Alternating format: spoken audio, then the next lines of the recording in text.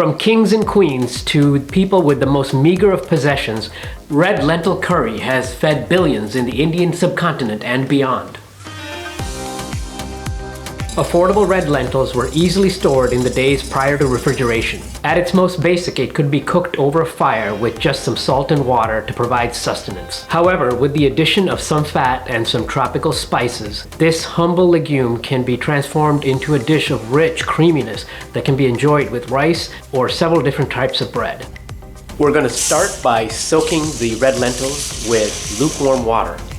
Let's prep our fresh ingredients.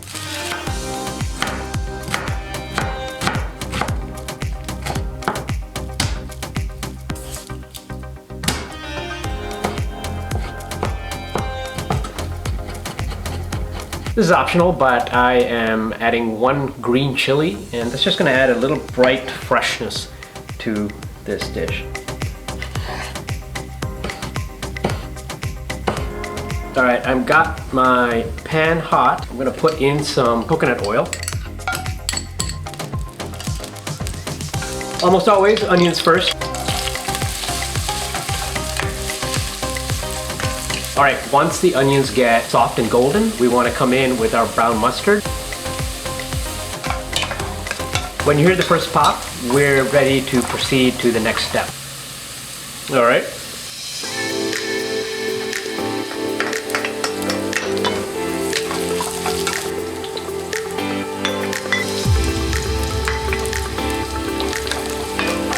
If you can't find any curry leaves nearby or the rampa pandan leaf, I have some links down below that you can use to get dried versions.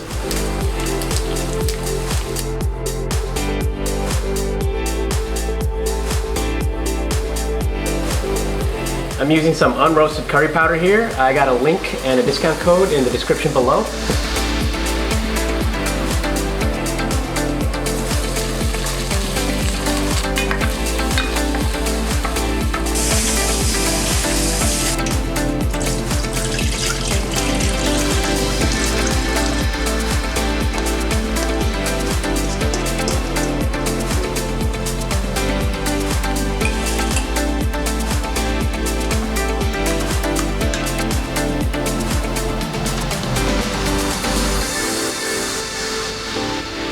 Now you want to cook this over a simmer. I don't know if the camera will pick this up here, but there are some lentils in here that haven't cooked all the way through. So we're just going to continue simmering it, and you want to do that until all of it is cooked through and you're going to have this creamy curry all ready to eat. What I'm going to quickly do is, while the curry is simmering, I'm going to cut some onions into half moon shapes and then fry them up.